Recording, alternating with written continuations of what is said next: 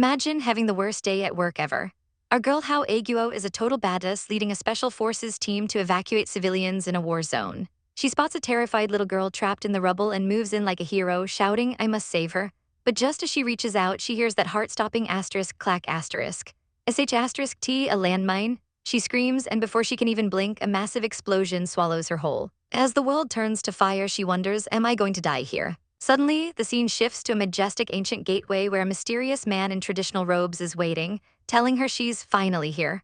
Our poor heroine is devastated because she comes from 3 generations of soldiers and worked her tail off to become a general. I thought that with hard work I could become a general. She laments, feeling like her life ended way too soon.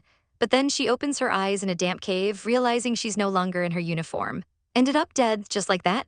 She mutters, touching her head and realizing she's burning up with a fever. Talk about a chaotic transmigration. Our girl realizes she's stuck in a body that was abused, orphaned, and even accused of carrying a plague. What's going on? She gasps, trying to process the memories of this new life. It turns out she's now young Yuhyun, a 14-year-old girl who was treated like trash by her own family. This poor little nugget was bullied by her cousins and tossed into this cave to rot by her cruel aunt.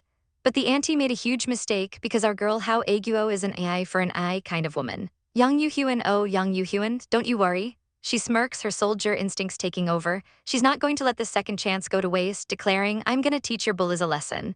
Even though she's shivering with a fever, she decides to scout the terrain and look for some medicinal herbs. But her peaceful walk is cut short when a literal giant tiger leaps out of the shadows with a terrifying roar.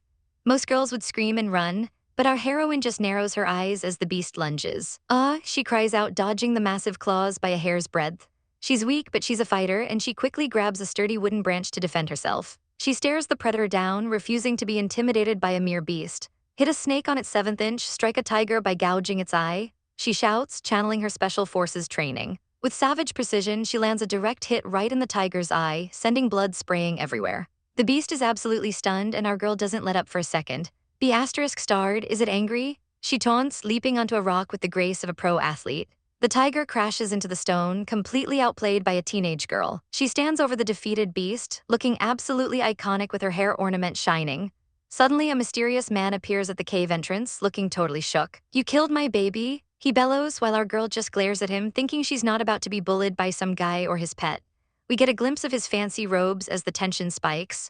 Who is this guy, and is he a friend or a very handsome foe? Our girl is not having it. She stares down this handsome stranger while his tiger takes a permanent nap in the background. "Idiot," she shouts, reminding him that the tiger tried to eat her first and she was just defending herself. She's not about to let him pick a fight after she barely escaped becoming kitty kibble. She decides to teach this arrogant noble a lesson and swings a punch right at his pretty face. But instead of a brawl, the man catches her hand and immediately folds. "I'm sorry," he blurted out, leaving our heroine completely baffled by his sudden change of heart.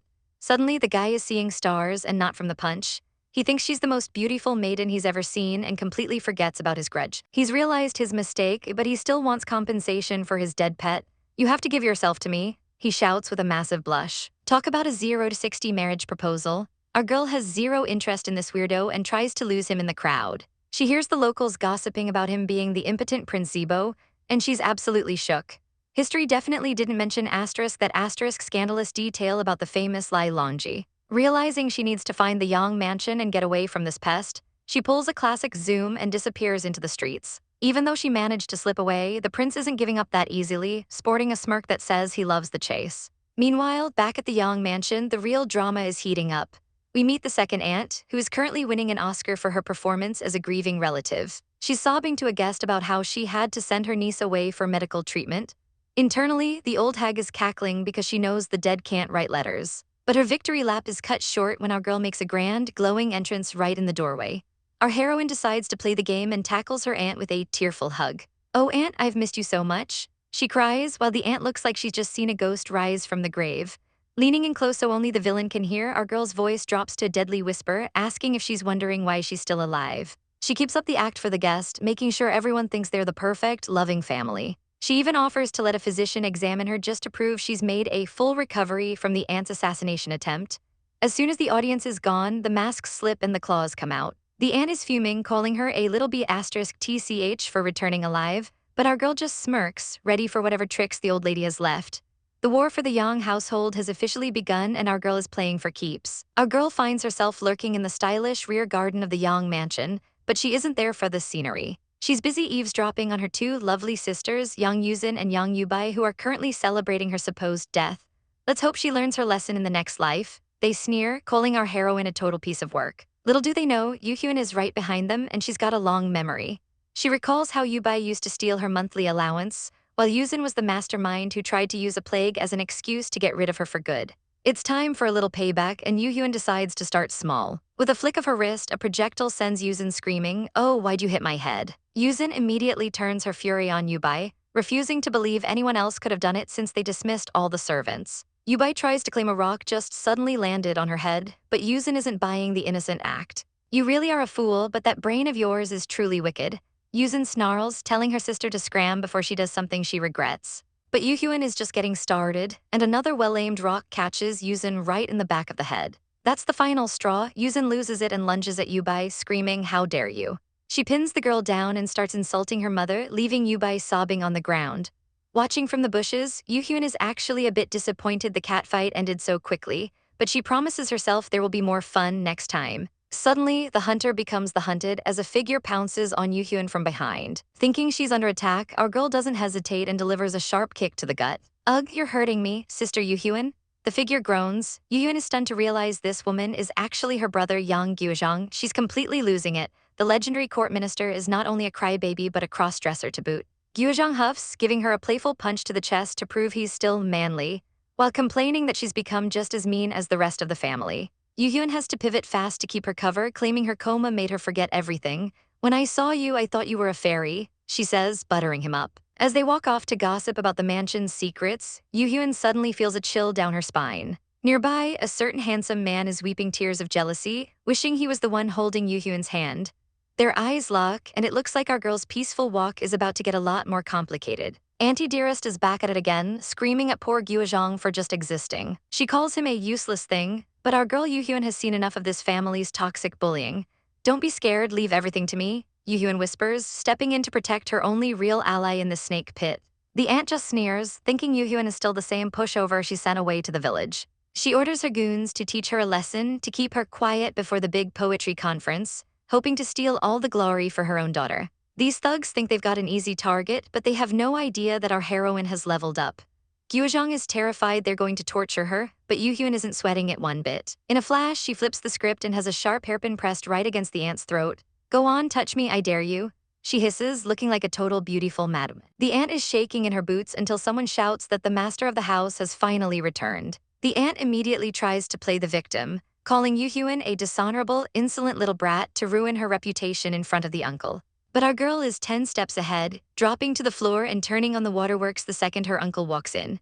"I'm so scared, third uncle," she sobs, making the aunt look like the crazy aggressor. The uncle demands to know the truth, and Yuhyun plays the honest but terrified card perfectly. Even when the aunt tries to drag Guozhang into the lie, the uncle isn't buying a single word of it. "Shut up, this is all part of your plan to frame Yuhyun," he bellows, completely falling for our girl's innocent act. He treats Yuhyun like a fragile flower who couldn't hurt a fly, while she smirks internally because her revenge has only just begun. Later that night, as the aunt tries to sleep, a chilling whoosh echoes through the dark courtyard. She looks up to see Yuhyun standing over her like a vengeful spirit, her face covered in blood. "I'm going to kill you," she whispers, sending the aunt into a literal screaming fit. By morning, the uncle thinks his wife has officially lost her mind, claiming she was haunted by a ghost. Meanwhile, a mysterious hottie watching the whole drama from the roof is totally smitten by Yuhyun's performance. "My wife is certainly amazing," he muses, already looking forward to their next meeting at the poetry conference. Guozhang is absolutely losing his mind over the famous scholars at the poetry conference, but our girl is just trying to survive her brother's weird obsession with the Prince of Shu. He's actually convinced his beauty is a curse, while our heroine realizes she's landed in a totally backwards version of the Tang Dynasty, where the history books have been thrown out the window. She's horrified to learn that the legendary Lai Longji is a total laughingstock in this world, and she vows right then and there that she is never marrying him. As soon as they arrive, Guozhang wastes no time sending a token of affection to the prince, acting like a total fanboy. The prince is baffled as to why a man is sending him handkerchiefs, but the second he spots our girl, he assumes she's the one behind the gift. He lures her into a secluded bamboo grove under false pretenses, leaving our heroine to realize her brother literally ditched her to go play in the palace toilets. "It is I, Lai Mao, little beauty," the prince announces, stepping out of the shadows like he's some kind of gift to women. He thinks he's smooth, claiming they're there for a secret tryst, But our girl quickly realizes this prince is nothing but a bottom-tier creep. In your dreams, she snaps, delivering a satisfying thud to his head when he tries to flex his playboy skills. The prince is left sobbing like a total loser after getting rejected so hard by a little beauty. He doesn't take the L gracefully and calls in 10 guards to surround her. But before the thugs can move, a mysterious figure drops from the sky. It's Longji. He tells her to leave these jerks to me, boldly claiming she's going to be his wife one day. Our girl is less than impressed by his heroic entrance, especially when he starts acting like a shy teenage girl with a crush. The prince tries to regain control by mocking Longji's supposed performance issues in the bedroom, hoping to humiliate him in front of her. Instead of being shocked, our heroine starts wheezing with laughter, finding the rumor absolutely hilarious. Fed up with the annoying laughter, Longji decides to let his actions do the talking, sending the prince into a total state of panic. After the guards are dealt with, Longji's knees literally buckle at the sight of her beauty, while our girl just wants to know who he thinks he's calling wifey. Meanwhile, the prince runs straight back to the palace to cry to her majesty like the spoiled brat he is. "You must avenge me," he wails, begging the empress to punish Longji for going too far. The empress is getting an earful from this total snitch who claims our boy Longji and Yang Yuhyun are a secret item. Instead of being mad, the empress is absolutely over the moon, telling the poor guy to stop whining about getting beat up because a man should have a broad mind and ignore such trivial play fighting. She's so relieved that the Imperial family's last bachelor is finally off the market that she orders an immediate betrothal command. Before our girl even knows what hit her, an official reads the Imperial decree aloud, granting her the title of Princess of Zibo and announcing the wedding is just days away. Our poor heroine is having a total meltdown because this marriage means her dream of becoming a badass general is officially dead. Longji, I'm going to destroy you. She fumes, deciding that the only way out of this wedding is to make sure the groom doesn't make it to the altar. That night, she gears up in her best ninja outfit and sneaks into the prince's manor, hunting for his room with murder on her mind. She finally finds him, but instead of plotting world domination, he's screaming her name while aggressively sawing wood like a madman. She's worried he's some kind of perverted murderer, but then realizes with a sweat drop, wait, is he seriously just making furniture? The guy is struggling so hard with that saw that it's honestly a bit pathetic to watch. He starts crying because the wooden box he made is hideous, even though he desperately wanted to make something for their new home. Our girl can't take the cringe anymore and drops from the ceiling to smash his ugly furniture, screaming that she's never marrying him. "Fight me, one of us is going to die today," she demands, but the prince just pouts and says he could never hit the woman he loves. He claims he's suffering from an incurable case of lovesickness, and even our hardened Special Forces soldier finds herself hesitating because his face is just too pretty to punch. She decides to spare his life but still demands he tell the empress the wedding is off, which sends him into a total panic. When she asks why he's so obsessed, he confesses that he fell for her smooth moves and daring personality when they fought. He's practically begging her not to leave him, but she reminds him that she's a woman with ambitions, and being a wife would kill her career. That's when he drops the ultimate bribe, suggesting that there's a rank even higher than general waiting for her if she stays by his side. Suddenly, the vision of being the empress with her own personal lapdog starts looking a whole lot better than life in the trenches. The town is buzzing because the Prince of Zibo, Longji, is finally tying the knot. While the commoners celebrate the bonus coins, the gossip mill is working overtime, questioning how a man rumored to be dysfunctional even landed a wife.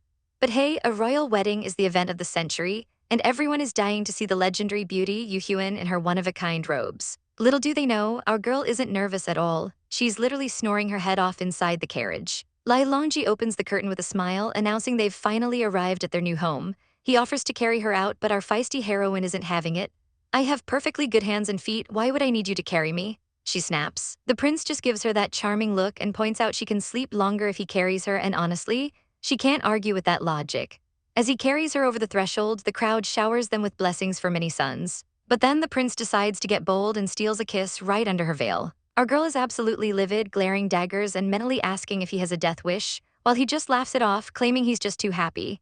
After the ceremony, the drinks are flowing, but Yuhyun is still fuming about that stolen kiss. Her mood gets even worse when she overhears the wedding guests talking trash, calling her new husband impotent garbage. She watches as Longji just walks right past the haters without saying a word. "Why didn't you punch those rude jerks?" she demands, but he just shrugs it off, saying he's used to it. Yuhyun can't stand the disrespect. Even if he's not her ideal man, she's got to defend his honor. It turns out Longji isn't as broad-minded as he looks. He's actually got a literal hit list of everyone who talked smack today. Our girl gets a devious idea to shut everyone up for good. They need to show the world exactly how potent he is. Her plan? They're going to put on a legendary performance in the bedroom. Outside, the guests are still laughing. thinking there's no point in pranking the bridal chamber since nothing's happening anyway. Suddenly, the most dramatic moans start echoing through the walls, making the guests' jaws drop. Poor Longji is blushing a deep shade of crimson, looking like he wants the ground to swallow him whole while Yuhyun carries the entire show. She gets annoyed that he's being too quiet and gives him a quick pinch, forcing a loud "oh" out of him to keep the act alive. She worries the performance ended too quickly, but the prince catches her off guard by whispering that he actually has a long way to go. Just as things get awkward, she spots something strange on his chest. He immediately panics, covering himself up and refusing to let her see.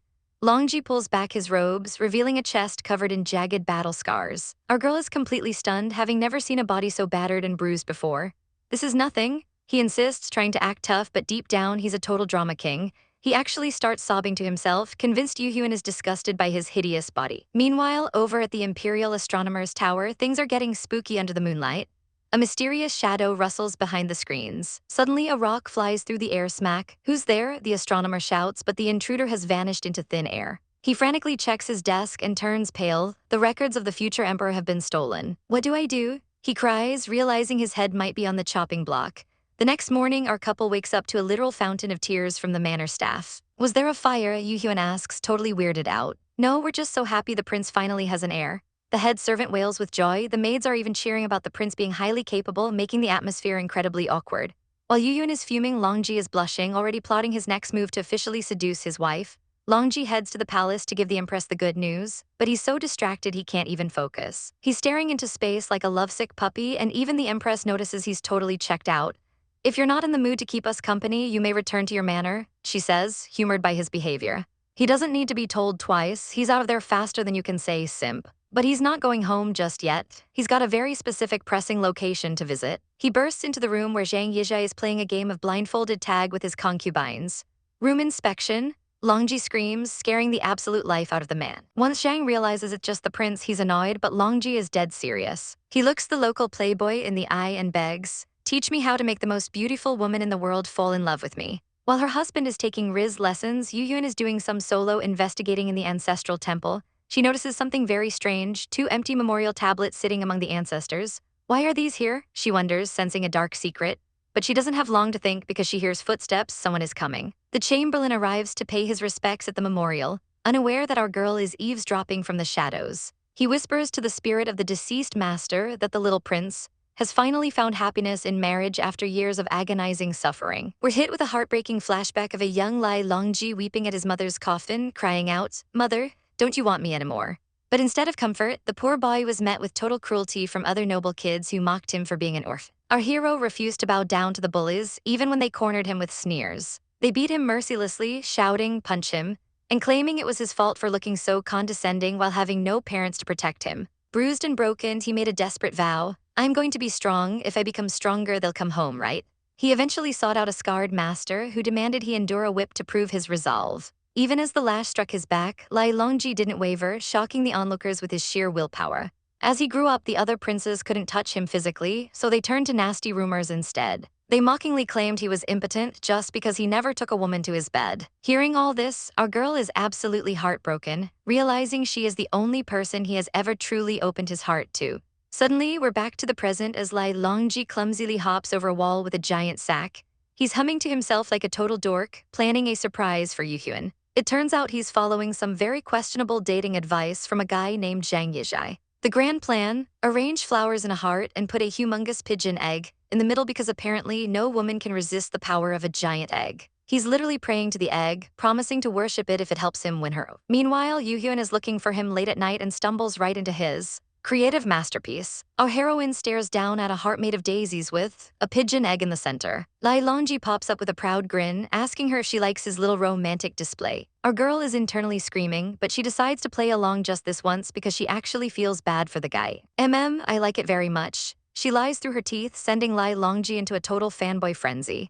He promises to romance her every day from now on, but she quickly shuts that down, saying her poor heart can't take any more of these surprises. Later that night, Yuhyun stops by to check on his wounds, scolding him for not using the manor's top-notch anti-scarring medicine. Longji stares at the bottle she gave him, deeply touched because it's been so long since anyone actually worried about him. Meanwhile, in the shadows, a mysterious master orders his subordinate to leak information stolen from the Imperial astronomer. The subordinate is confused by the plan, but the master's intent is lethal. He wants Lai Longji dead. While the plot against him thickens, our girl is busy grinding out push-ups at the crack of dawn, already well past 1,000 reps. Lai Longji is caught peeping again, already imagining a future with fair and chubby kids thanks to her amazing physique. Fed up with his staring, Yu Hyun challenges him to a sparring match, promising to knock his teeth out if he doesn't take her seriously. She unleashes a flurry of blows, but the guy just stands there taking the hits like a human punching bag while crying out in pain. She thinks she's found an opening to end it, but she's shocked when he suddenly stops her cold. He praises her martial arts style, but admits he'd never actually fight back against her. "You can hit me if you like, I promise. I'll never fight back," he says, which honestly just makes our girl even more annoyed. She demands he show his true strength and launches a powerful kick, finally forcing him to get serious. But with just 2 fingers, he effortlessly blocks her attack, leaving her completely stunned by his hidden power. "I actually lost, in one blow." Yu Hyun thinks her eyes wide with shock as she realizes she's been bested. Lai Longji is immediately in panic mode, hovering over her like a worried puppy. "Yu Hyun, are you alright? Have I hurt you? I'm so sorry." He cries out, completely losing his cool. Our girl realizes the truth. This man hasn't just been playing nice, he's been letting her win this entire time. He's so distraught he starts facepalming, cursing himself for being a useless idiot who could dare to scratch his precious wife. But the drama is interrupted when a servant arrives, noting how intimate the newlyweds look this morning. Yu Hyun gives a classic HMPH, while the servant reminds her it's the 3rd day after the wedding, time to return to her maiden home. "Come home soon, alright? I'll miss you," Lai Longji says with a grin that makes our girl think he's way too cheesy for his own good. But the cheese turns to rage when she finds a sign in her carriage labeling her seat as property of Lai Longji's woman. "I'm gonna kill him someday," she fumes, arriving at the Yang mansion only to find the gates bolted shut. She suspects a trap, and she's right.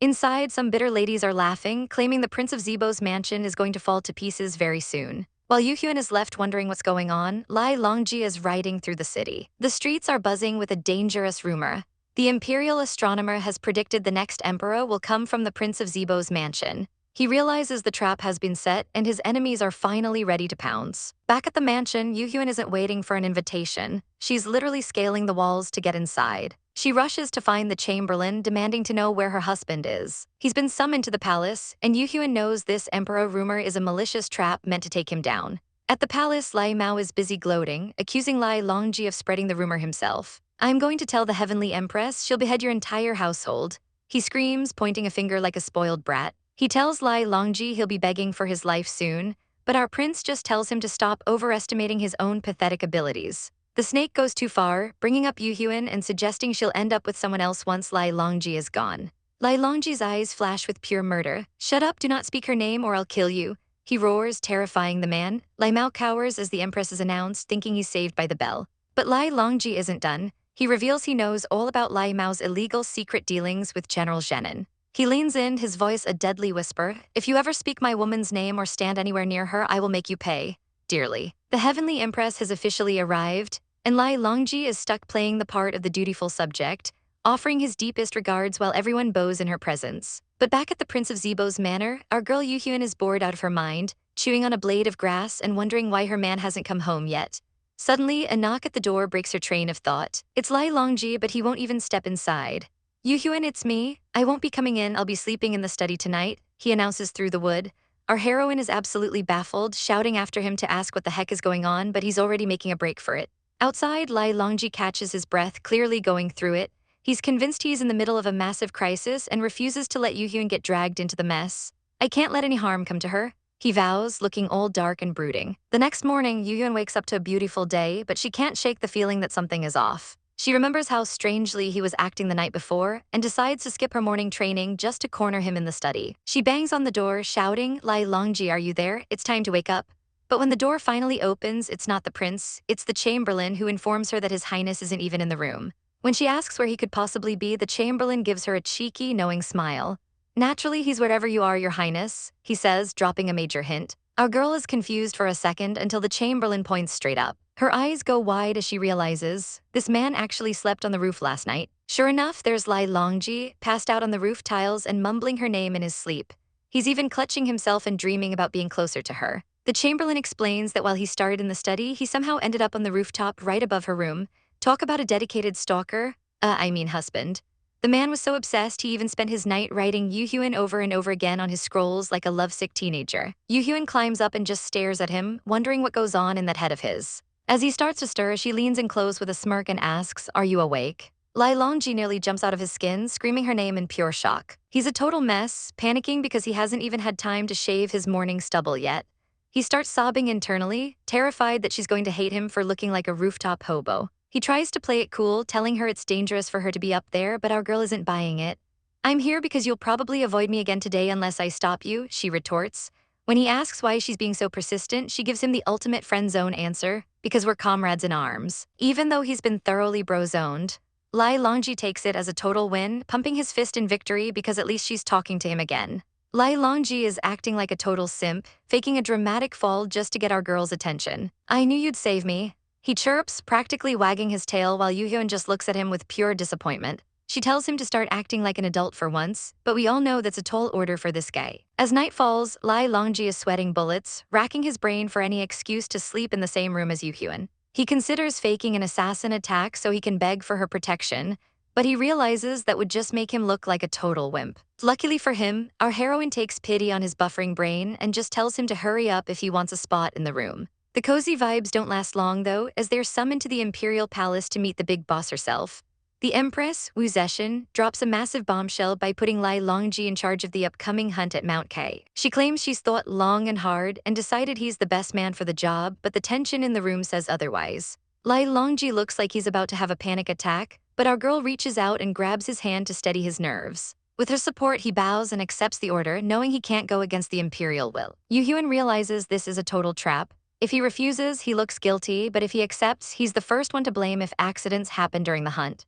Our girl isn't about to let her man walk into a lion's den alone, so she steps forward with a request to join the hunt herself. The Empress brings up rumors of Yuhyun being a martial artist, and our heroine plays it off perfectly, asking for the favor so she can have an eye-opening experience. She leans in and reassures her terrified husband, whispering, "Don't be afraid, I'll be with you." The Empress finds their mutual dependence hilarious and gives them the green light to go together. But just when they think they've navigated the political minefield, a court lady chimes in about official business that needs to be addressed. The couple stands there looking totally clueless until the Empress drops the ultimate awkward question. "When are you planning on having children?" she asks with a devious, grandmotherly grin. Yuhyun is caught off guard when the Empress starts pressuring them for a royal baby, and our girl is literally spitting out her tea. She's panicking that the plot has gone off the rails, but the prince steps in like a total champ.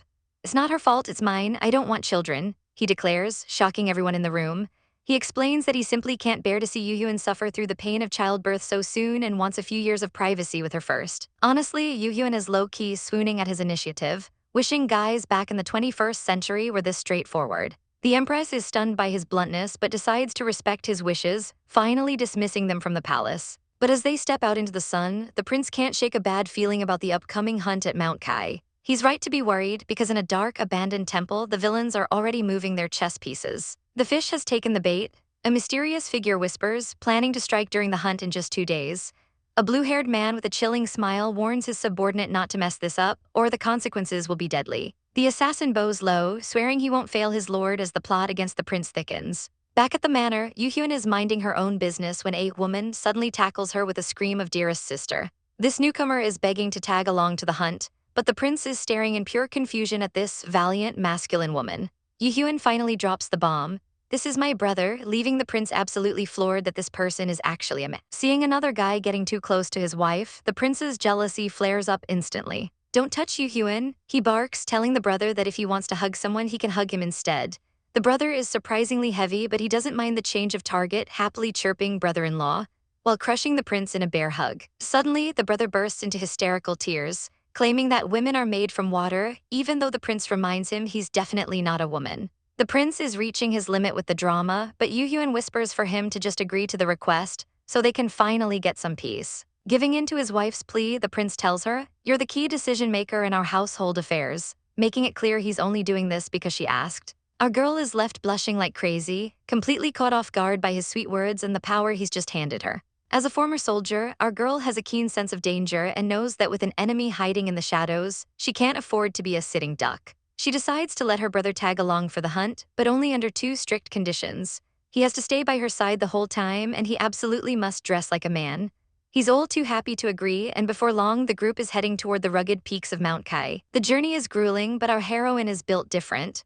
When the guards nervously ask if she needs to stop for a break, she gives them a cold no need. The soldiers are honestly losing their minds. They expected a pampered consort who would whine in a carriage, but she's out here riding a horse like a seasoned pro, keeping pace with the best of them without a single complaint. Even though she's acting like a total boss, her heart is starting to soften. It's been days since I've seen Longji. I actually kind of miss him, she thinks to herself. Of course, the romantic mood is immediately ruined by her brother in the carriage, who is acting like a total brat. Arg, it's so hot, are we there yet? He wails. Our girl is about 2 seconds away from a breakdown, thinking, oh, I wish I could strangle him. Meanwhile, at the hunting grounds, the Prince of Zebo is looking as sharp and intimidating as ever as he oversees the final preparations. His guards are shaking in their boots because the prince is far too observant to be fooled by any mistakes. But the cold prince has a secret soft side. He dismisses his men, wanting to handle the final details himself because he knows she's almost there. Standing in a stunning field of wildflowers, he looks like a total heartthrob. Beautiful, he whispers, picking a flower and wishing he could share this moment with his lady. If only I could bring you in here, that would be amazing, he muses with a rare smile. Right on cue, the sound of galloping hooves echoes through the trees. Our girl finally arrives, looking radiant even after the long trip. She doesn't waste any time, immediately asking the guards, how is the Prince of Zebo? After being led to his private tent, she makes sure her annoying brother is settled in a tent next door so she can finally have some peace. She steps into the quiet tent, but something on the desk catches her eye. There's a single rose and a letter waiting for her. Is this from Longji? She asks, her curiosity piqued as she picks up the paper. But as her eyes scan the message, her expression shifts from excitement to pure shock. Our girl looks down on a mysterious note, the words missing you, waiting for you etched into the paper as she prepares for the day's high-stakes events. Meanwhile, the grand atmosphere of the Tang Dynasty is in full swing as the Empress stands before her subjects. Do not hold back during today's hunt. Show us your skills, she commands, her voice echoing across the courtyard. She promises a handsome reward for whoever manages to stand out this season, prompting the crowd to erupt into cheers of long live the Heavenly Empress. But while the Empress is looking for talent, some low-tier nobles are busy wagging their tongues. These two jokers are gossiping about Longji, snickering that he only volunteered to manage the hunt to avoid the embarrassment of actually competing. They think they're being sneaky, whispering that his woman is probably sitting all alone in his manor right now. Little do they know, our heroine is standing right behind them, radiating pure try-me energy. The main instigator jumps nearly out of his skin when he realizes she's there, but he quickly doubles down on his arrogance. What's it to you? Was I wrong? He sneers, looking like he's begging for a reality check. He continues to run his mouth, claiming Longji is only cowering away because of a terrible defeat at the last hunt. Our girl just stares at him with the calmest, most terrifying gaze, internally wondering why these pests insist on annoying her. As the guys burst into laughter, thinking they've won the verbal sparring match, our girl finally speaks up. Perhaps we should have a competition, she suggests with a dangerous glint in her eye. She tells them straight to their faces that Longji doesn't even need to lift a finger to defeat them. I only need my little finger to deal with you, she taunts, her smirk saying everything they need to know. The guy in green is absolutely fuming now, his ego bruised that a woman thinks he's inferior. But before the race even starts, a sister figure steps in, her eyes filled with tears and rage. She tells you not to interfere because this is personal between her and this heartless jerk. It's my fault for foolishly falling in love with him, she cries, but now, I'm going to personally crush these feelings. The green-clad jerk is baffled by the sudden emotional outburst, but our girl doesn't have time for more drama. All right, enough chit-chat, get on your horse, she commands, looking every bit the commander she is. With a sharp hiya, she takes off, leaving the men in the dust. The antagonist watches her ride, forced to admit that she mounted her horse flawlessly. But his admiration is short-lived as a sinister smile creeps onto his face. He scoffs that a woman's only real skill is crying and making a scene, and he's determined not to let her escape so easily. As they race deep into the forest of Mount Kai, our girl pushes her horse to the limit. She's way ahead of the competition, but she realizes something is seriously wrong when she can't seem to shake the jerk off her tail. She looks down, her eyes widening in realization as her horse begins to struggle and gasp for air. He must have messed with my horse, she growls, realizing the coward resorted to sabotage to win. Our girl notices her horse is acting way more anxious than usual. Thankfully, she's a pro at taming beasts and tries to calm the poor thing down. Be good, and once this is over, I'll give you the most fragrant hay, she promises with a smile. She spots her target, a literal deer in the headlights. I guess it's you then, she whispers, lining up her shot. Our girl has a heart of gold, though, so she decides she's not going to kill it, just aim for the leg to slow it down. Go, she commands, letting the arrow fly. Got it? She cheers, thinking she's nailed the shot. But her victory is short-lived when the saddle suddenly snaps under her. Oh no, I've been too careless, she cries as she realizes she's been sabotaged. It wasn't just the horse, that creep messed with her saddle too, and she's losing her balance fast. While our heroine is literally fighting for her life, The villainous mastermind is just standing there laughing like a cartoon character. Young Yu-hyun, not even the king of hell can save you if I want you dead. He sneers, looking absolutely deranged.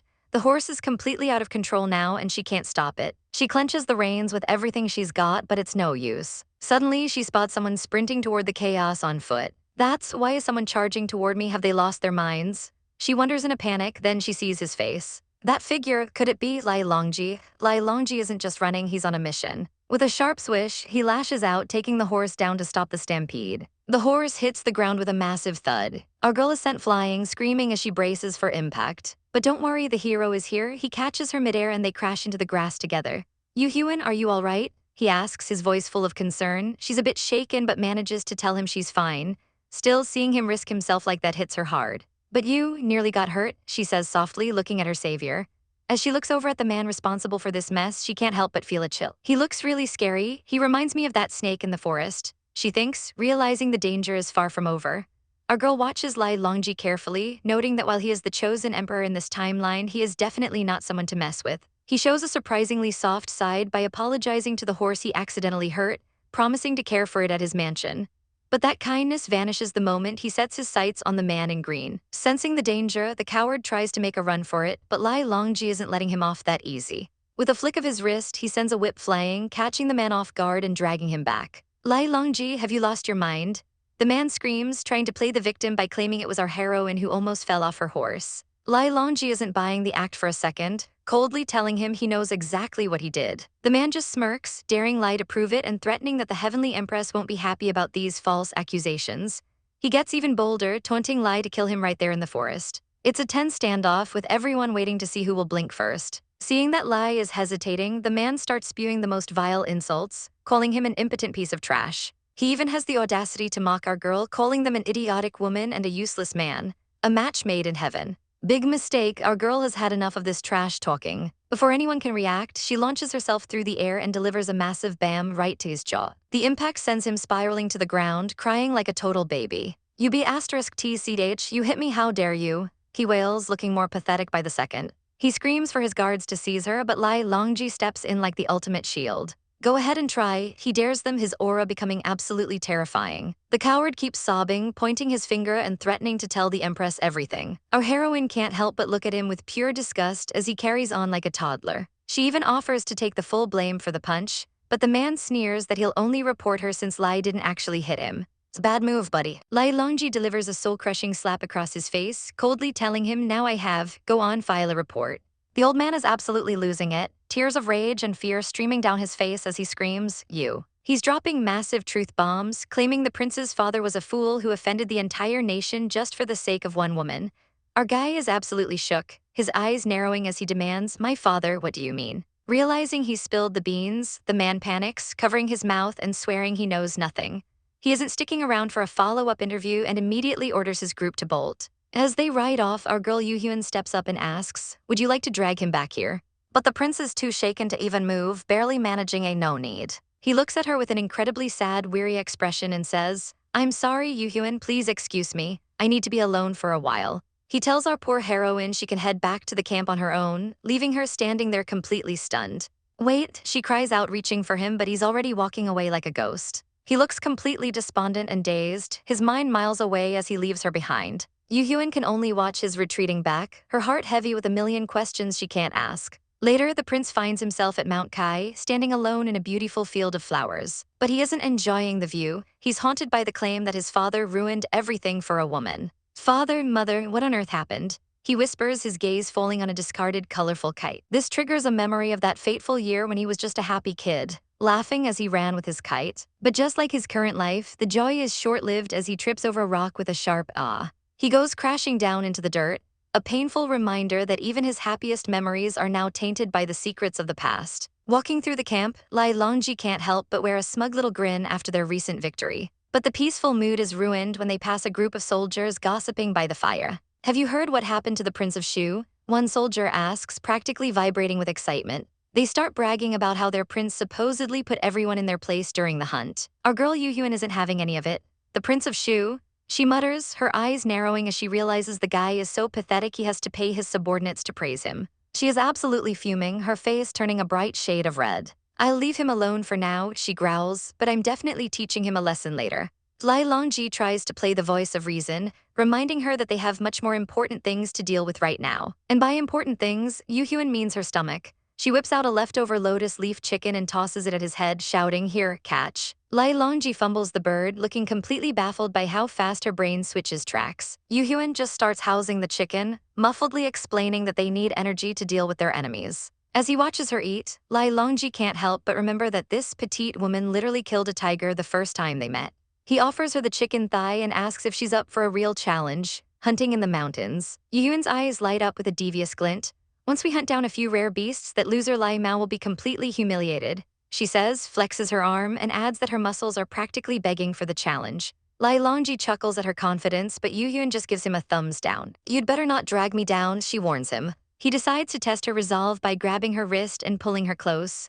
"Don't worry, dearest wife, I won't disappoint you," he purrs. Our girl turns into a total tomato and shoves him away, screaming, "Get off me." He just hums a happy little tune as she stomps off, thinking to himself that she's still so sensitive and clearly needs a few more lessons to adapt to her new life. Soon the duo arrives at the base of Mount Kai, fully geared up. Yuhyun stares at her bow with a look of pure disgust, internally complaining that transmigrating into the past really tanked her weapon stats since bows aren't nearly as accurate as guns. Longji, unaware he's talking to a modern-day Special Forces soul, warns her that the mountain is dangerous and tells her to stay behind him. Yuhyun snaps back instantly, "Are you underestimating me?" Seeing the murder in her eyes, he immediately folds like a lawn chair, stammering, "I do believe in you, I do." She ignores his whimpering and drops to the ground to examine a set of tracks. After a quick sniff of the dirt, which totally weirds him out, she confidently declares that a white fox, roughly 3 to 5 years old, is nearby. Sure enough, they creep behind a tree and spot a gorgeous white fox lounging in the grass. But the second they move, the fox bolts. "It's getting away," she yells. She turns back to bark orders at Longji, telling him to stop standing around like a statue. Instead of being annoyed, he just stares at her with heart eyes, thinking about how she's the only woman who could ever keep him on his toes. The fox dives toward a dark cave, and Yuhyun doesn't hesitate for a second. She draws her bow, locks onto the target, and lets the arrow fly with a sharp go. Whine howl, a white fox lets out a final cry as an arrow finds its mark. Our girl Yuhyun doesn't miss, and her companion Longji is absolutely living for it, cheering her on like she just won the lottery.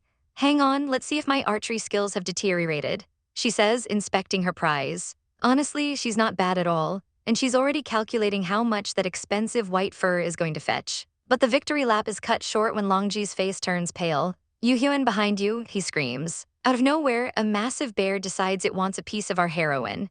It lunges with a thunderous boom, but Longji isn't about to let his lady become a snack. He draws his blade, shouting, "You horrid beast, don't you dare hurt her." The bear roars in fury as they clash in a blur of steel and fur. Moments later, the dust settles, and Yuhyun is on the ground with blood splattered across her face. Longji is instantly by her side, panicking. "Are you all right? Are you hurt?" he asks, his voice trembling. He starts blaming himself, saying he never should have brought her on this hunt. Our girl watches him, thinking about how surprisingly devoted he seems.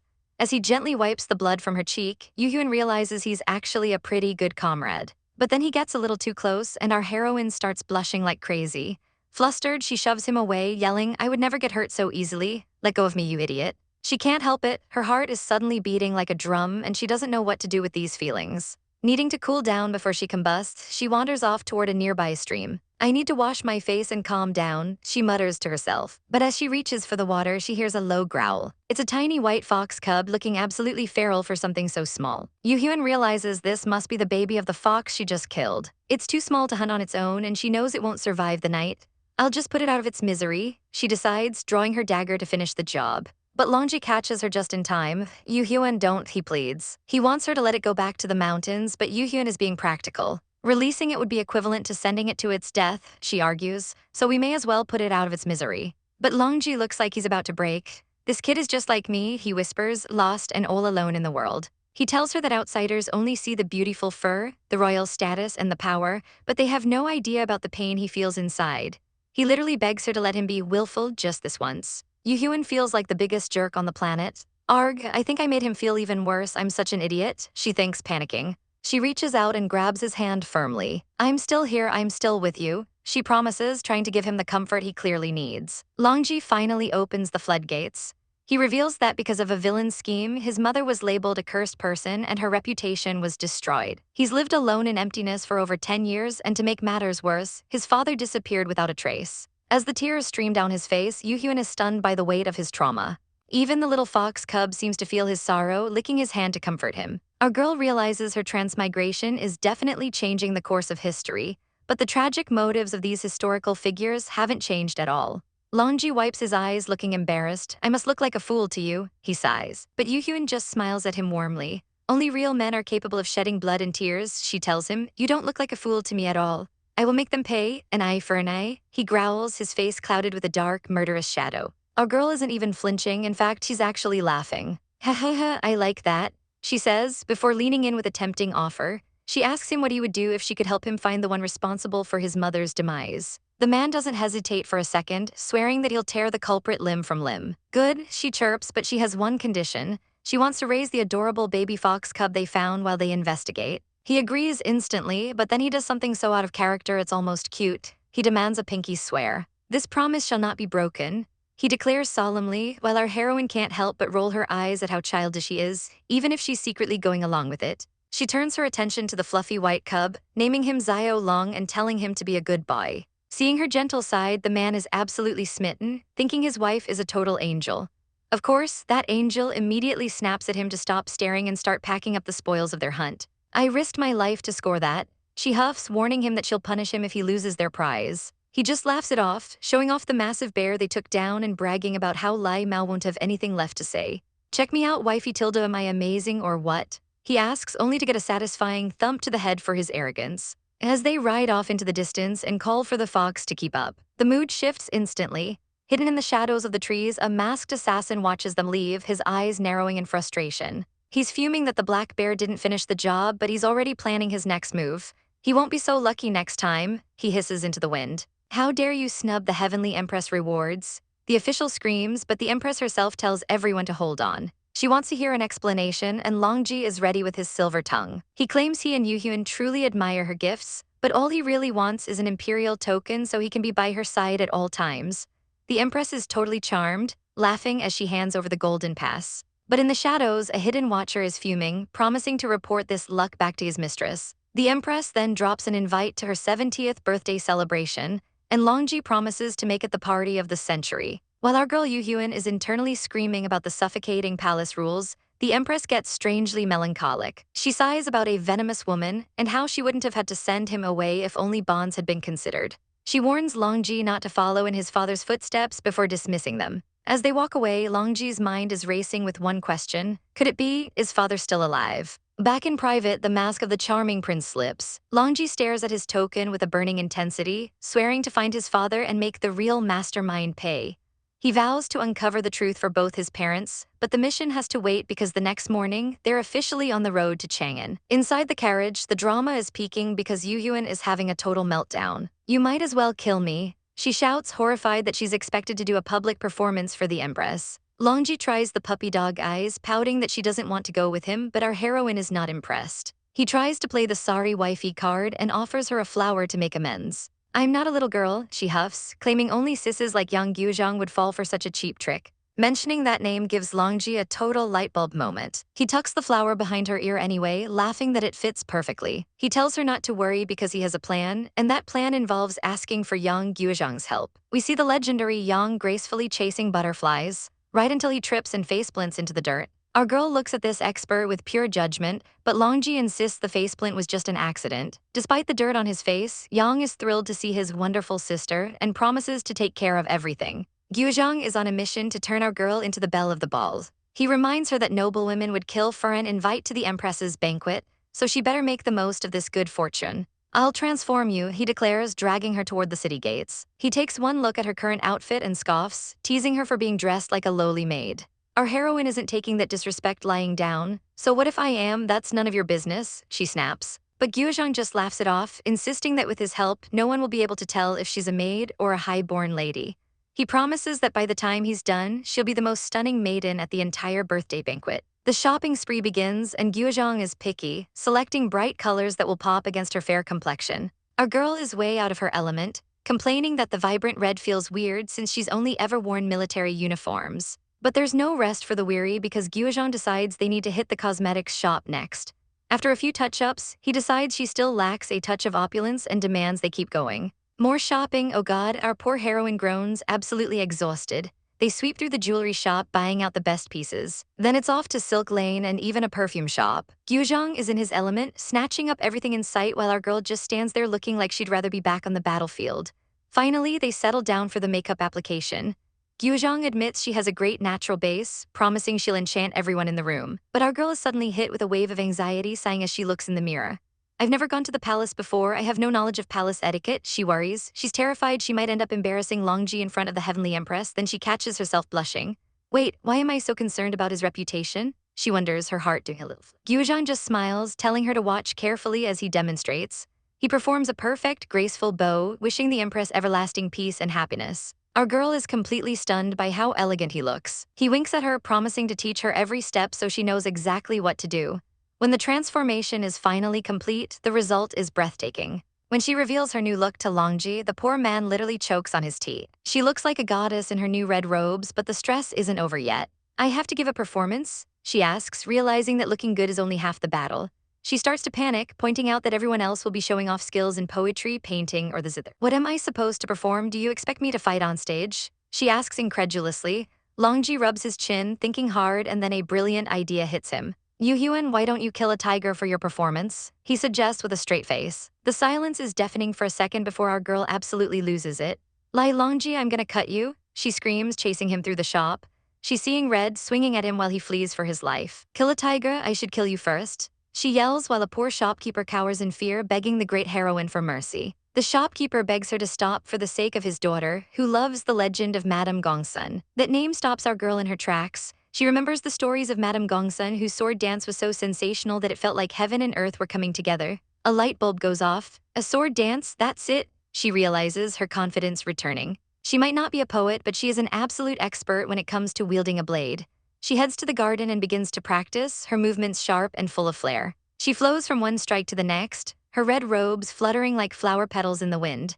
She even switches into a lighter white outfit to perfect her speed and grace. She looks like a lethal spirit dancing under the trees. Suddenly, she hears clapping and a voice calling out, beautiful. She spins around to find Longji and Gyujeong watching her, completely mesmerized. Fantastic work, wifey, Longji cheers, while Gyujeong agrees that she'll definitely come out on top during the Empress's celebration. A few days later, the grand celebration for the Heavenly Empress birthday finally arrives. Looking at the massive crowd, our girl starts getting some serious stage fright, whispering that her palms are actually sweating. But Longji, being the absolute green flag husband he is, grabs her hand and tells her, don't worry, wifey, I'm here. As the festivities begin with a group of elegant dancers, Longji leads Yuhyun to their seats, noting that the banquet is about to officially start. The master of ceremonies calls for the guests to present their gifts, and first up is Minister Song Jing, who brings out a self-warming cup that makes wine boil all on its own. The gifts only get more extravagant from there, with the Prime Minister offering a luminous sea pearl that glows like a candle, and the Prince of Shu presenting some ultra-rare 1,000-year-old snow mushrooms. But Yuhyun isn't impressed, she's just annoyed that she has to see that bastard Lai Mao again. Longji notices her mood and leans in, offering to introduce her to anyone she doesn't recognize. More officials step forward, including Minister Dai Renji with a celestial pillow and another minister with a warming rhinoceros horn. Then things get tense as the Prince of Ying's manor is announced. Lady Y and Princess Annel step forward to present a grand blessing cup. The Empress finds it unique enough to accept, but Yuhyun's internal alarm bells are screaming. She realizes these names are straight out of the history books. Lady Y was the one who tried to seize power during the Shenlong coup. Realizing the timeline might be a bit messy, but the danger is real, our girl decides she needs to warn her man. She asks Longji if he's ever had beef with Lady Y or Princess Annel before. Longji explains that their families have been at odds since he was a kid. Back then, he was a child prodigy who caught the Empress's eye. She had even gifted him a magnificent dragon head kite. But of course, the spoiled Princess Annel saw it and demanded it for herself. Her mother, Lady Y, even told her to just take it because Longji wouldn't dare refuse. But young Longji had a spine of steel even then, telling her that since it was a gift from the Empress, he couldn't just give it away. Lady Y tried to lecture Longji's mother about virtue, but his mom fired right back, saying that those without virtue don't deserve to be rewarded. That snub effectively ended any relationship between the two families, and shortly after, Longji's parents mysteriously disappeared. Yuhyun realizes these two are definitely bad news and likely behind the tragedy of his parents, but before she can investigate further, the Emperor calls for a talent performance. Longji tells Yuyun it's her time to shine, but Princess Annel suddenly cuts in, declaring that she'll be the one to usher in the festivities. As the princess moves to start, Yuyun hears a suspicious sound and looks down at her dress in horror. I was a moment too late, she thinks, realizing she's been sabotaged right before her big moment. Lai Longji places a hand on her arm, telling her to calm down and let the other girl take the stage first. He argues that the opening act should set the scene for the grand finale, but our heroine thinks that's just a load of preposterous nonsense. The competition steps up, announcing she'll be performing the Sogdian whirl, a traditional Persian dance. She puts on a fake humble act, asking for forgiveness for her incompetence. Our girl isn't buying it for a second, thinking she can easily outdo that stupid dance. As the music starts, the rival begins to twirl amidst a flurry of petals. The crowd is instantly hooked, gasping at how beautiful she looks. Even the high-ranking ministers are losing their minds, shouting that the performance is absolutely splendid. They're all following the lead of the Empress's favorite minister, praising the amazing Sogdian whirl. One official is so impressed he's already planning to summon Persian dancers to his own manor. The rival bows, soaking up the praise while pretending her skills are undeserving. But now it's time for the main event as the Empress asks who is next. The announcer introduces our girl Yuhyun, the consort of the Prince of Chu. Lai Longji looks at her with a confident smirk and says, "You're up next, Yuhyun." He's not just watching from the sidelines either. He offers to personally play the lute to accompany her dance. Even their little fox spirit, Xiao Long, wants to jump in and join the performance. Yuhyun steps forward with fire in her eyes, determined not to lose this competition. Some snobby onlookers think she doesn't stand a chance against the Yang family maidens, but they're about to get a rude awakening. As Lai Longji strikes the first notes on his lute, Yuhyun draws a sword and begins a fierce, elegant blade dance. The Empress leans in, admitting that the display is actually not bad. Our heroine's movements are a blur of red silk and cold steel, leaving the crowd breathless. Even the people who were cheering for the rival are now shouting "splendid" at the top of their lungs. The rival dancer is absolutely fuming in the background, but the Empress is having the time of her life, laughing with delight. Yuhyun's grace is compared to the gods themselves, a beauty that belongs on the peak of celestial mountains. The Empress claps her hands, declaring that this is exactly how a woman of the Tang Dynasty should carry herself. Our girl just smirks, thinking to herself, like I said, losing isn't in my vocabulary. She addresses the court, noting that while foreign dances have their place, they can't compare to the lithe grace of the Great Tang. She can see the rivals fuming with rage and knows it's only a matter of time before they show their true colors. She finishes the dance in a spectacular display of skill alongside her husband. The rival's mother is practically vibrating with anger, calling Lai Longji spineless for using his wife to pick a fight. But their bitterness doesn't matter because the hall erupts in thunderous applause. Everyone is on their feet, screaming that the performance was truly amazing. The Empress is absolutely living for the performance, looking down from her throne with a satisfied smirk. "You have superb swordsmanship, young Gyuzhang. You are truly a rare talent," she praises, clearly won over by the display he and our girl put on. The rewards start raining down immediately: 100 taels of gold, a position as an investigating censor, and 2,000 soldiers. But Gyuzhang is playing it cool, asking for a few days to prepare himself, even as our heroine gives him a pointed ahem to keep him in line. "Permission granted," the Empress declares, while our girl later pulls her brother aside to ask why he didn't let her take credit for the sword-fighting choreography. But she's got a bigger game in mind, telling him to just relax and prepare for his big promotion. Then Lai Longji steps up to the plate, requesting his own official position so he can serve the country. The Empress doesn't hesitate, appointing him as the general of the palace guards. The court snakes immediately start whispering behind their fans, laughing that it's basically a glorified stable boy position. Well, it suits Lai Longji, he's good at licking heels. One of them sneers, completely unaware that they are insulting the future of the empire. One petty noblewoman laughs behind her hand, thinking he's trapped in a lowly rank he'll never escape. But our girl sees right through the act, realizing that Lai Longji has finally learned how to bide his time and play the long game. As night falls over the palace, Lai Longji plays the part of the doting husband to perfection. "Let's go, wifey, watch your step. Here, let me help," he says, guiding her toward the carriage with a gentle hand. Once they are alone, the mood turns serious as he admits he needs a stable position to finally uncover the truth and avenge his parents. Our heroine smiles, promising that she and Gyuzhang will have his back every step of the way. Gyuzhang is all in, giving her a cheeky peace sign to show he's ready for whatever comes next. The next day, the Tang flags are flying high at the training grounds. Our girl is right in the thick of it, riding a massive horse and looking every bit the commander as the announcement rings out that General Yang has arrived. The soldiers are already gossiping, amazed that their new general, who they heard enjoys dressing in women's clothes, is actually a beast at horse riding and archery. Asterisk swish, asterisk an arrow hits the dead center of the target with a satisfying thwack. While her companion is dying from the manual labor, our girl looks more alive than ever.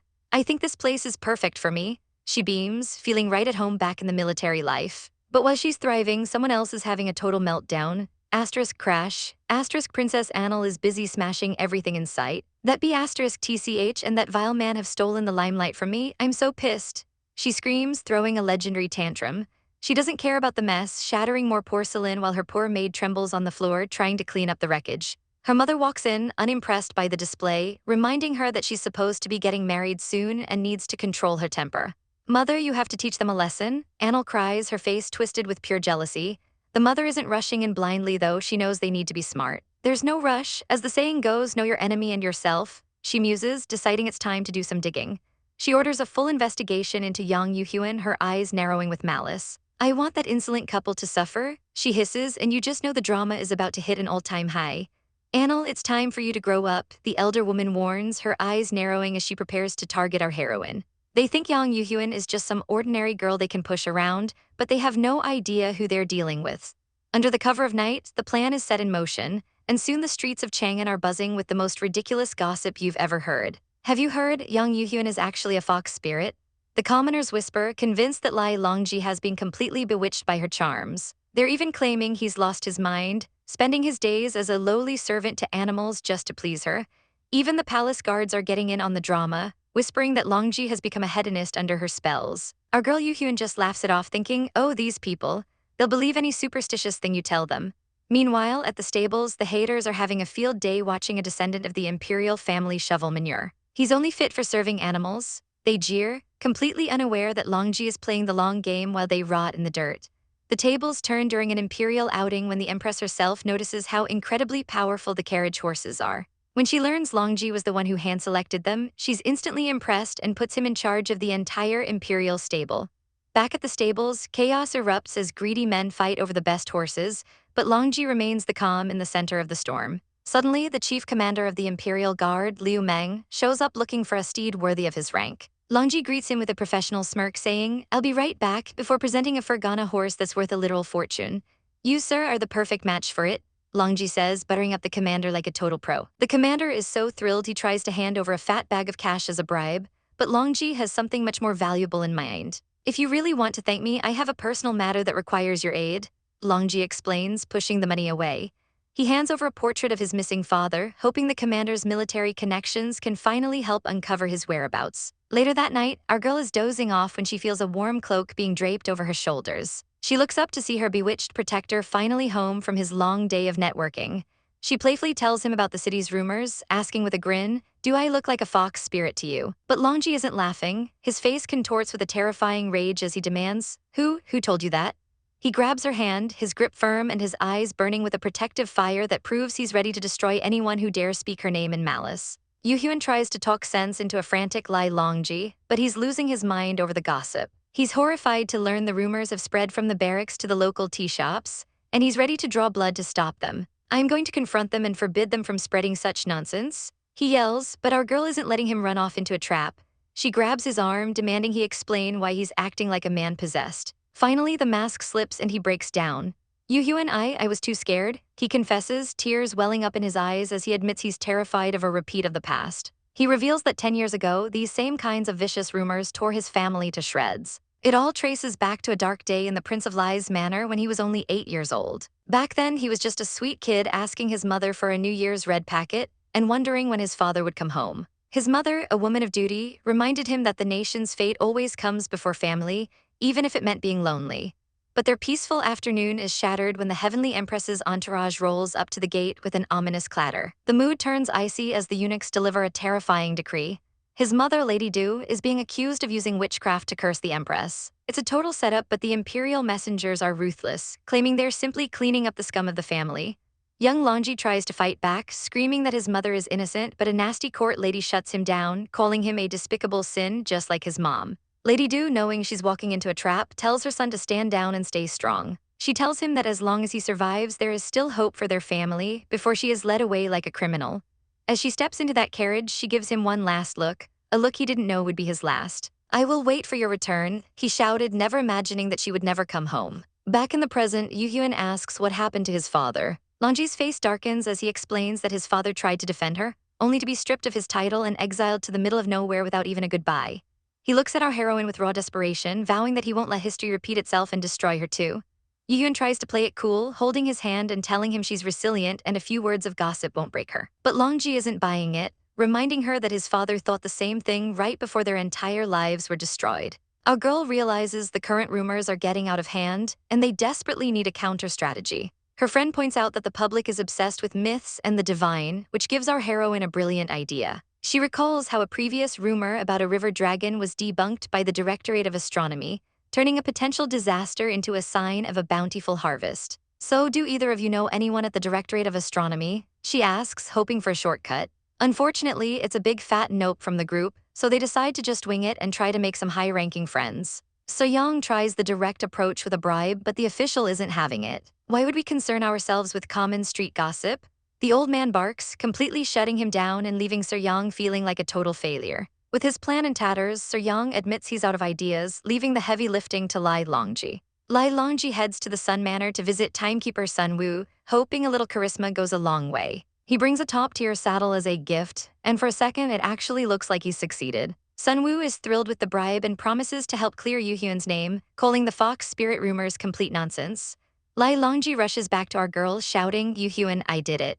But the celebration is cut short when Sun Woo suddenly shows up at their door to return the gift in a panic. "I cannot accept this, please forgive me," he cries before bolting like his life depends on it. Something smells fishy, so our girl decides they need to tail him to see who's pulling the strings. They find the poor timekeeper looking absolutely terrified after being confronted by a mysterious figure in an alleyway. It's clear someone powerful threatened him to keep his mouth shut, and our girl realizes the directorate is no longer an option.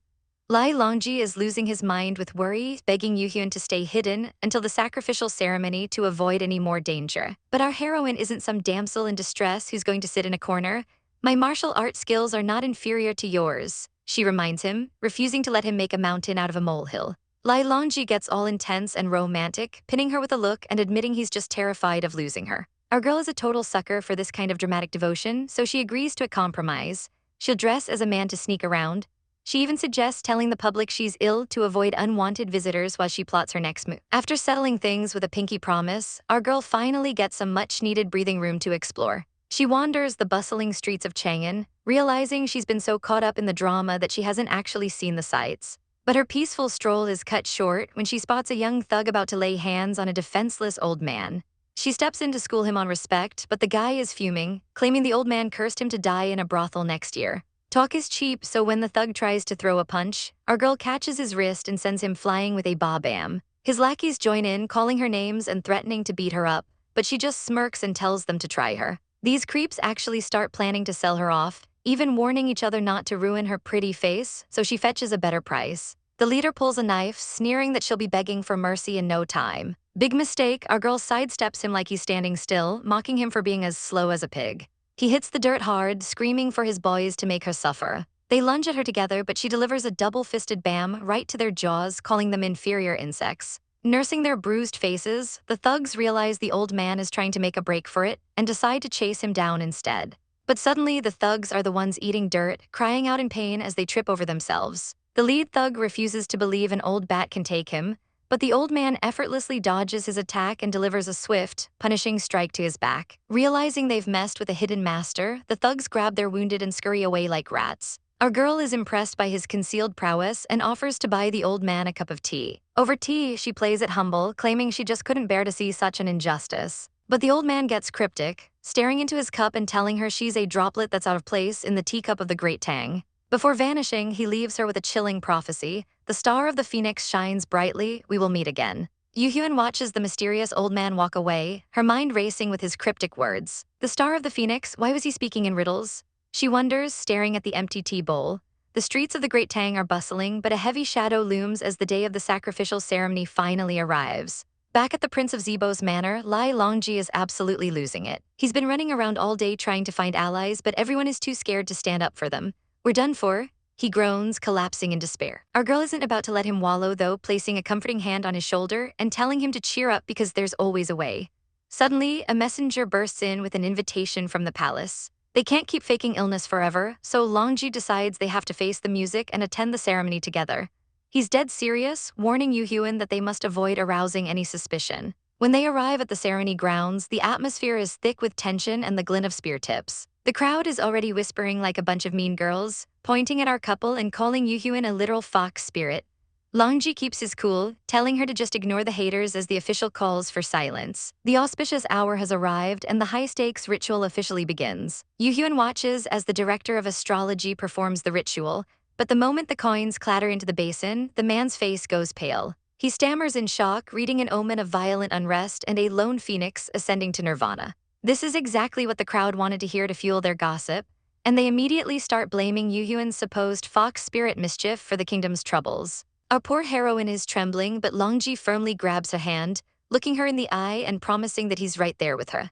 "Don't be afraid, I'm here," he whispers. Just as the mood turns sour, a familiar voice booms through the air, proclaiming that this is actually a magnificent omen of a dragon and phoenix. The crowd is scandalized that someone would dare interrupt the sacred hour, but the old man doesn't care about their rules. Yuhyun realizes it's the same man she helped earlier, and he gives her a knowing look, telling her to leave this catastrophe to him. When the guards try to threaten him, the director of astrology nearly jumps out of his skin, identifying the man as Master Chunfeng. The master doesn't hold back, calling the director a fool and a failure of a disciple for not being able to read a simple omen. He points to the coins, explaining that the fire element and the positioning clearly point to a dragon and a phoenix born right here in the southern corner of Chang'an. The empress looks down at the legendary soothsayer with a complicated expression. "It's been a while, Lai Chunfeng," she says, ordering her servants to prepare a seat for the ingenious man. But the old man isn't interested in royal favors, claiming he is now just a nameless man who has repaid his debt to a young maiden with a cup of tea. As he walks away, the empress is left to wonder if the prophecy is true and if it's finally time to return the throne to the Lai family descendants. Out in the courtyard, the officials are breathing a sigh of relief. With the national soothsayer giving his word, the nasty rumors about our girl being a fox spirit should finally die down. They whisper frantically, warning each other that the walls have ears, but the secret is already out. Lai Longji and Yang Yuhyun share a dragon phoenix destiny. Our heroine tries to chase after the old man to thank him, but he's already disappeared. "It's like he's vanished without a trace," she mutters, frustrated that she lost her chance to speak with him. She turns around to find Lai Longji standing there, looking like he's in a complete daze. "Hey, what's on your mind?" she asks, getting right in his personal space. The poor guy turns bright red and gets totally flustered, so our girl does what she does best. She grabs him by the ear and starts hauling him away. "Stop getting so flustered, let's go home," she commands while he yelps in pain, begging her to let go so he can tell her something important. Once they're safely tucked away in the carriage, Yuhyun finally relaxes. "Thank goodness for that man's help," she says, relieved that they aren't social pariahs anymore.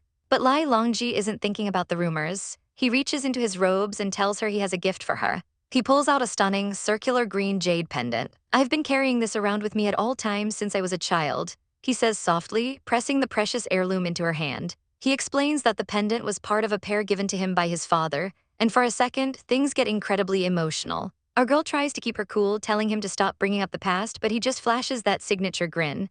"We have the dragon and phoenix written in our destinies. We're a match made in heaven," he teases. She calls him shameless and tells him to go brush the horses, but he just laughs, calling her wifey as the carriage rolls on. Later, while Lai Longji is tending to the horses, a familiar face appears. It's Chief Commander Liu, and he isn't there for a social visit. He cuts straight to the chase, telling Lai that he has news regarding his father. The playful mood evaporates instantly as Lai Longji stares at him, his voice trembling as he asks the one question that's haunted him: is he still alive? The crown prince is losing his mind, grabbing a messenger and demanding to know if his father is still alive. When he hears his brothers in Lingnan spotted the man among the exiled prisoners, a flicker of hope finally returns to his eyes. "Father, after so many years, I've finally received news about you," he whispers, vowing to find him no matter the cost. Meanwhile, the city is buzzing with juicy gossip because the palace is suddenly hunting for the best physicians in the land. Our boy overhears the whispers and wonders if the heavenly empress is finally reaching her breaking point.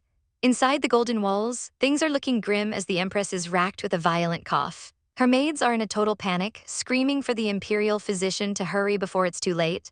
The doctor rushes in, looking like he's about to faint from the pressure. But as he checks her pulse, his face goes pale. Whatever he's discovered is definitely not good news. The empress doesn't want any sugarcoating, telling him to speak freely, but she's interrupted by news that the crown prince and Lady Y are outside begging for an audience. She's not falling for their concerned act for 1 second, snapping, "Do they think we're unaware of their true intentions?" The political tension is suffocating as the empress takes a stroll, realizing that her circle of trust has shrunk to almost zero. She reflects on her wild journey from a lowly concubine to the absolute ruler of the throne. wondering if this lonely life was all it was cracked up to be. She decides it's time to return the land to the Lai family, but there's a catch. She thinks the current crown prince is a total dud and needs to be replaced. Her eyes land on a new candidate, Lai Longji, as she plots her next move under the falling autumn leaves. Cut back to our pining prince, who is tossing and turning in a bed that feels way too big without his favorite girl. I can't sleep, he sighs, realizing the house feels like a tomb without Yuhyun's energy. He decides to take a midnight stroll with his fluffy fox companion, Zio Long, to clear his head. He pets the little guy, admitting that Yuhyun is like nobody he's ever met. It's like she belongs to a completely different world. I wish she were here, he laments, staring up at the lonely moon. Little does he know, our girl is having the exact same problem miles away in a dusty military camp. Yuhyun is staring at the ceiling of her tent, looking absolutely miserable. Damn it, I couldn't sleep at all. She groans, realizing she's already a total mess after only a few days apart. She tries to shake it off, telling herself to focus because the troops are about to move out. Duty calls, and soon the army is on the march, the sound of boots and hooves echoing through the mountains. After a grueling journey, they finally hit the Lingnan borders. Her comrade looks like he's about to drop from exhaustion, but our girl is locked in and ready for whatever drama this mission throws at her. Back at the estate, the moon is high, but sleep is the last thing on our boy's mind. He's tossing and turning because the house feels way too empty and strange without Yuwang around. With a heavy sigh, he realizes he's not getting any rest tonight and decides he might as well take a midnight stroll since his bed feels like a desert. He finds his only company in little Long, the white fox, and scoops him up to ask if the little guy misses her too. He's definitely caught major feelings, admitting that Yu Huang is unlike any lady he's ever met. She's so brilliant and intriguing he sometimes thinks she isn't even moral. I wish she were here, he whispers to the night sky, wondering how she's handling the rough life on the road. Cut to the military camp, where the banners are fluttering and the guards are keeping a sharp lookout. Inside her tent, our girl is currently dealing with the exact same problem. She's wide awake, staring at the ceiling and realizing she's actually developed a case of insomnia. Damn, she curses, frustrated that her body won't just let her pass out. I already missed that guy, she sighs to herself, blushing as she admits she's pining for him even though she just left. She forces herself to sit up, deciding that she needs to get moving. She hopes that once the march starts, she'll be way too occupied to spend all her time thinking about her handsome husband back home. The sun rises and the army begins its grueling trek through the dense, sun-drenched forest. They finally hit the border of Lingnan, but the mood among the troops is anything but celebratory. One of her soldiers is already huffing and puffing, complaining about how absolutely dragged and exhausted he feels from the journey. As Yuwang shields her eyes from the scorching May sun, she can feel the heat radiating off the path. The men are practically melting in their heavy gear, complaining that they can literally squeeze the sweat out of their drenched clothes. Our girl doesn't have much sympathy though, asking them who told them to wear such flamboyant and heavy armor in this weather. The soldiers groan, noting that they haven't seen a single sign of the rebels yet, and the heat is starting to break their morale. Suddenly, a scream pierces the air and Yuwang's combat instincts kick into high gear. She rushes toward the commotion, her eyes scanning the brush for whatever just spooked her men. Out of nowhere, a massive purple snake lunges at them with a terrifying hiss. But our girl doesn't hesitate for a second. She draws her blade and slices that overgrown garden hose into pieces before it can sink its fangs into anyone. The danger isn't over yet though, as another soldier yells out that the trees are crawling with them. It's a full-blown ambush with snakes dripping from the branches and surrounding the terrified troops. Stop moving and start killing the snakes first, she commands, taking charge of the chaos. She makes short work of the remaining serpents, breathing a sigh of relief once the immediate threat is eliminated.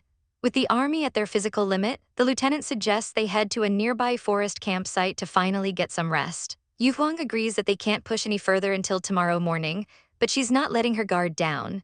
She warns them that they need to check every inch of the surroundings because if they are unlucky, the rebels are watching them from the shadows right now.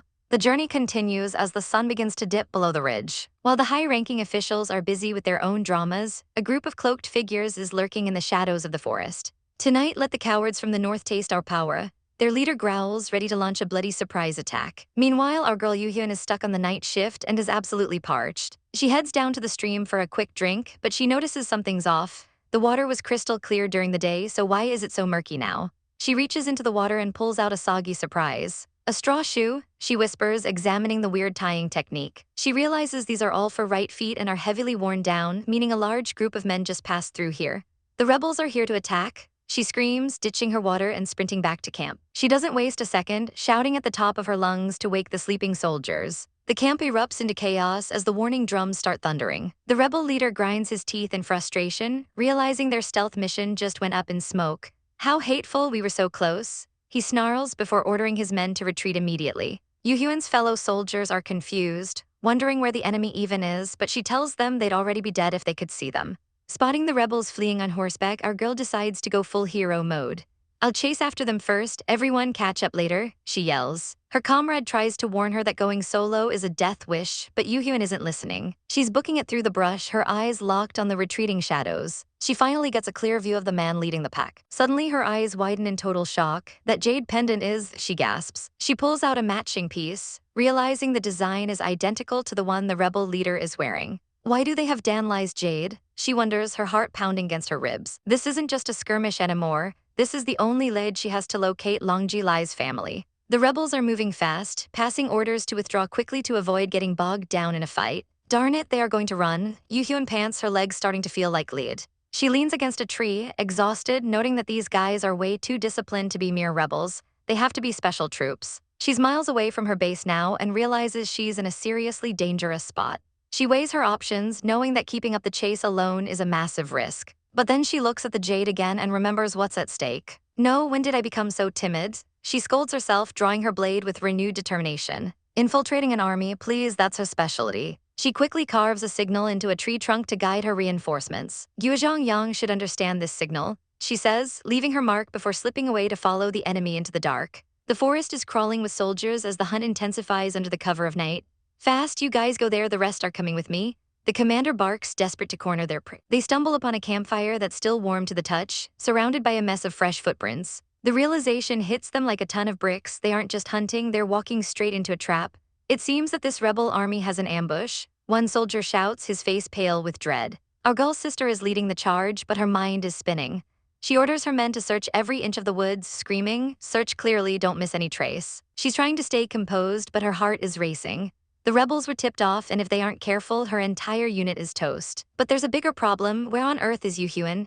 She grabs a soldier, demanding to know if anyone has seen her sister. The news is even worse than she feared. Apparently, after Yuhyun beat the signal drum, she charged off alone toward the rebel lines. "What? You can't even stop merely her?" she screams, nearly shaking the poor soldier out of his boots. She immediately splits her forces, ordering everyone to find her sister before the rebels do. Morning light breaks over the trees, but the mood is anything but bright. Our girl's sister is absolutely exhausted, her breath coming in ragged gasps as she collapses against a tree. They've searched all night and found nothing. "My good sister, where have you been?" she cries out, the stress finally breaking her. When a soldier dares to approach, she snaps, knocking his helmet clean off his head. "You bunch of useless things," she howls, weeping with frustration. She's a total wreck, realizing that if anything happens to Yuhyun, she has no idea how she'll explain it to Longji. Panicked, she decides the only option is to write a letter and tell him the truth, praying he can do something to help. Meanwhile, back at the royal palace, life goes on with its usual facade of calm. The maids are busy sweeping the courtyards, but they can't help but notice a certain someone looking like he's lost his best friend. Prince Longji walks past, looking absolutely miserable. The staff is whispering behind his back, noting that ever since his lady left, His Highness hasn't been in the mood for anything. Even a trip to the market doesn't cheer him up. A vendor tries to sell him high-quality charms for his lady, and for a second he lingers. "Don't know if Yuhyun will like it," he muses, his heart clearly miles away. But the moment of peace is shattered when the military clears the street for a royal carriage, acting like they own the place. Longji sighs, deciding it's best to keep his head down and avoid the drama at court. But drama finds him anyway. As he arrives at the palace, he spots some familiar, annoying faces. His uncle and the infamous MS, why are storming out of the queen's quarters, and they look absolutely livid. "That old hag, how dare she refuse to see me?" MS, why fumes, her eyes filled with venom. Her companion tries to shush her, reminding her they're still in public, but she's way past caring. Longji watches them go, wondering why the queen's room is heavily guarded and locked tight. He approaches the head eunuch, Mr. Zhang, who greets him with a polite but firm bow. "Please go back, Her Majesty doesn't wish to see anyone," Zhang insists. But our prince knows how to play the game. He slides a heavy bag of gold into the man's hand, offering a charming smile. "I'm just a little curious," he whispers. The bribe works like a charm. Zhang spills the tea, revealing that the crown prince and Marquis Yang have been trying to visit the queen constantly. Longji thanks him, realizing the vultures are already circling the throne while the queen is weak. And he's right, MS, why is practically vibrating with rage. "This old hag doesn't want to meet us, surely she is on guard with us," she snarls. The crown prince is just as desperate, worried that the country is slipping through their fingers. MS Y's mind is already turning to murder. She suspects the queen is planning to give the title of crown prince to someone else. "We can't wait anymore," she hisses, her face twisting into a mask of pure evil. "I'll take her life while she's sick." Our boy is out here living his best life, feeling the wind in his hair as he gallops across the fields. He's pushing the pace, shouting hiya as he leads the pack through the grass. He stops to praise his steed, calling him a good obedient boy. But the peace is broken when a soldier named Lin Kyudong arrives, saluting with a formal request for 10 war horses on behalf of Crown Prince Feng. Longji puts on his best customer service face, promising to arrange it immediately. As the soldier waits outside, one of the stable hands, Dong Shun, whispers that the crown prince has been taking horses way too often lately. Longji snaps at him to mind his own business and get back to work, but deep down, the gears are turning. He hands over the authorization letter to the soldier, who leaves with a polite, "Many thanks, Lord." Suddenly, Head General Liu shows up, also looking for some top-tier war horses. Longji is baffled. Didn't the crown prince just take a bunch for the army? He asks Liu why the prince hasn't shared the loot, but the general grumbles that he hasn't seen a single good horse lately. Liu tells him to stop daydreaming and just pick out some stallions already. That's when the light bulb goes off. If the crown prince is hoarding horses but the actual army isn't seeing them, there's only one explanation. He's building a secret private army. Realizing the stakes, Longji dumps the work on Dong Shun and bolts. He runs like his life depends on it, thinking about the sick empress and the prince's obvious play for a rebellion. He's practically flying down the palace halls, knowing he needs to move fast. He knows the palace is a powder keg right now, and he's caught without any military power of his own. He considers calling for backup, but he knows he can't retreat. A brave man doesn't just wait to die. Just then, he spots Zhang Yizhai, the Queen Dowager's favorite who just so happens to hold some serious military clout. Longji puts on his innocent little brother act, waving him down and acting like it's just a casual run-in. He plays it off like he's just been busy with the princesses, but then he starts dropping hints. He accidentally spills tea about how many horses the crown prince has been ordering for the battlefield. He adds that the prince and Y have been visiting the Queen Dowager every single day, letting the implication of a coup hang in the air. Zhang Yizhai is hooked, asking if there's anything else he's noticed, but Longji tells him to keep it on the down low. Longji tries to make a quick exit, leaving Zhang Yizhai to realize that our boy is way sharper than he looks. But Zhang isn't letting him go that easily and calls out for him to wait. Desperate and clearly rattled by the news of a potential rebellion, Zhang Yizhai begs Longji to prepare horses for him too, horses even better than the ones the crown prince is hoarding. The prince isn't taking any chances, telling his subordinate that he'll find someone reliable to handle the task. Standing in the middle of Zibo Manor, he gives a stern order to Zhang to send men to watch over the prince's place immediately. He's on high alert, demanding they report every single suspicious activity directly to him. But the peace is shattered when a guard comes sprinting in, screaming for his highness. A letter has arrived all the way from Lingnan, and by the look on the guard's face, it's definitely not good news. The prince snatches it, shouting, "Hand it over." As his eyes scan the page, his heart drops. There's a depiction of our poor heroine Yuhyun tied up and gagged. He lets out a soul-crushing scream, unable to handle the sight of his woman in such a state. Clenching his fists in a fit of rage and despair, he vows to save her, whispering, "Wait for me, Yuhyun." He's ready to burn the world down, barking orders to prepare a horse for Lingnan because, without her, this entire manor means nothing to him. Just as he's about to bolt, a messenger interrupts with even more news. Eunuch Zhang is here on behalf of the Empress. The Empress has summoned him back to the palace immediately, and despite his desperation to save Yuhyun, he knows he can't ignore a direct royal command. Meanwhile, our girl isn't just sitting around waiting to be rescued.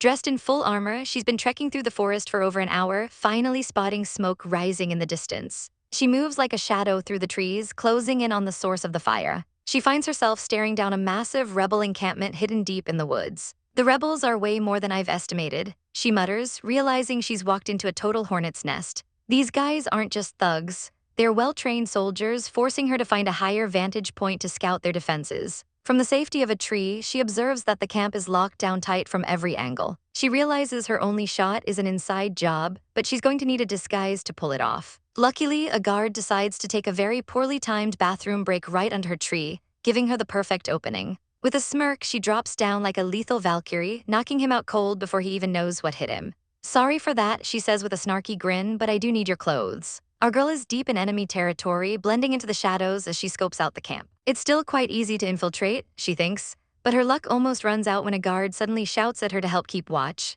She plays it cool, giving a quick okay, to avoid suspicion before slipping away. But a sickening smack echoing from a nearby tent stops her cold.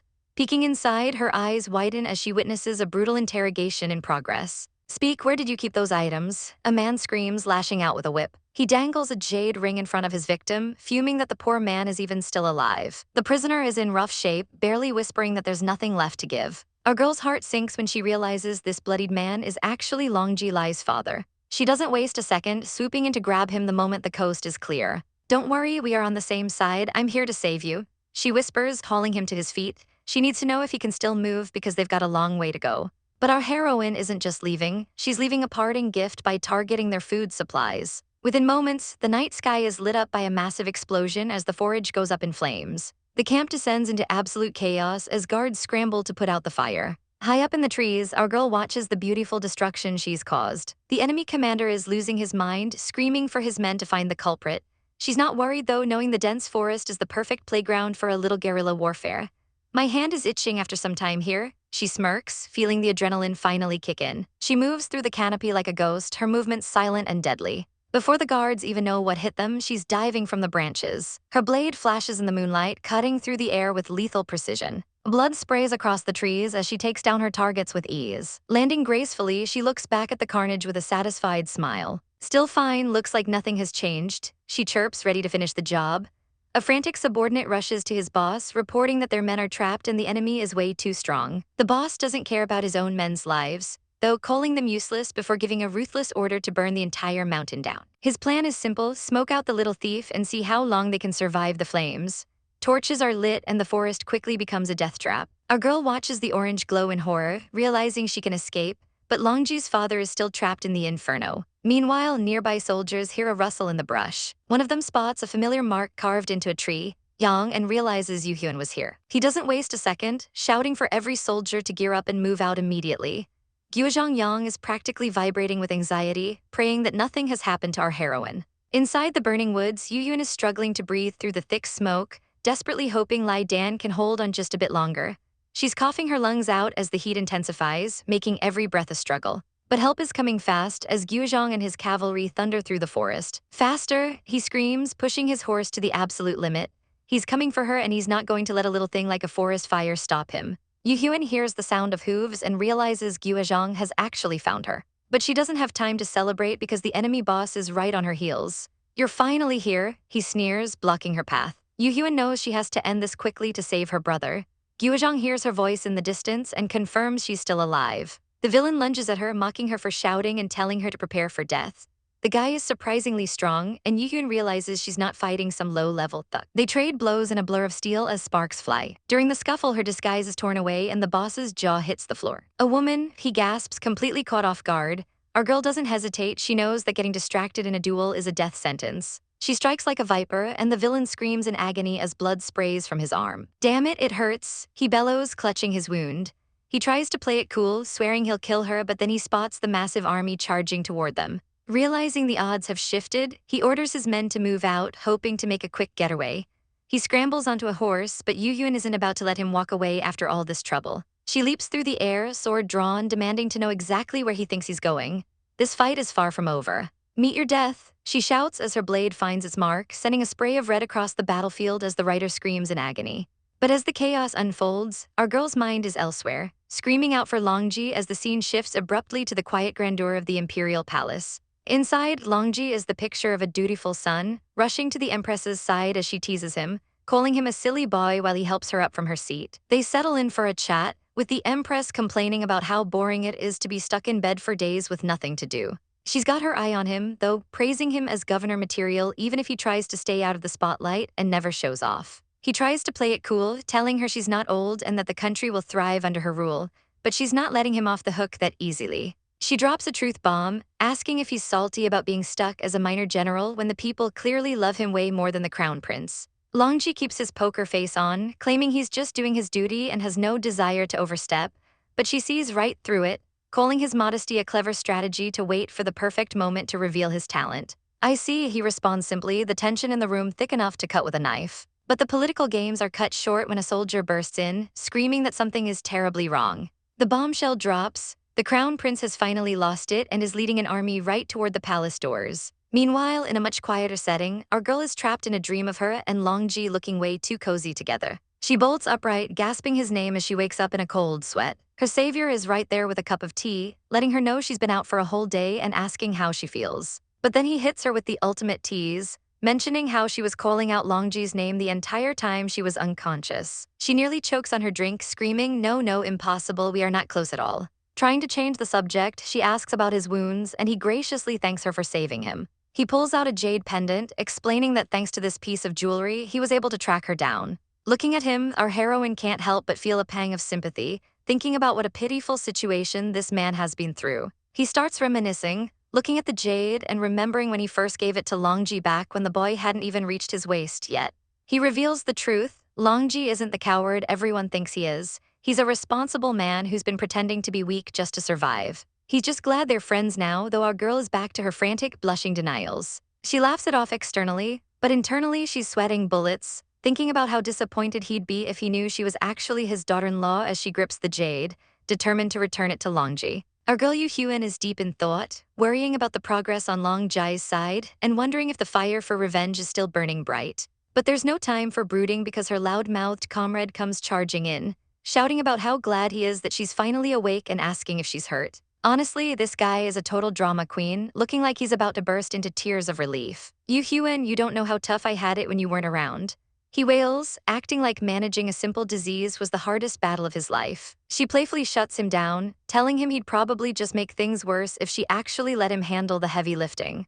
But then he mentions he's heading off to interview the captured rebels, and our girl's eyes light up with a dangerous glint. Rebels, of course I want to go, she says, sensing a golden opportunity to dig up some much-needed intel. When they arrive at the dungeons, the prisoner is already covered in whip marks and acting like a martyr, swearing he'll never open his mouth. Yu Hyun isn't impressed by the lack of results and steps in, grabbing the whip from the guard. I want to see just how tight your tongue really is, she says coldly, offering him a chance to name his leader before things get truly painful. She radiates a murderous aura so intense a literal tiger seems to manifest behind her, making the prisoner realize he's dealing with a total monster. He tries to stay defiant, sneering that the person backing the rebellion is from heaven and far above her pay grade. So what if he's from heaven? She demands, reminding him that she's there on the Empress's direct orders. But the guy is a total fanatic, scoffing that the Empress is a nobody compared to the true royal bloodline they follow. Fed up with the treasonous talk, Yu Hyun lets the whip fly, leaving a bloody streak across his face with a sharp crack. Instead of breaking, the guy just starts laughing like a complete psycho. He's totally unhinged, screaming at the top of his lungs that he'll only blade for the prince and that the dynasty must return to the Lai family.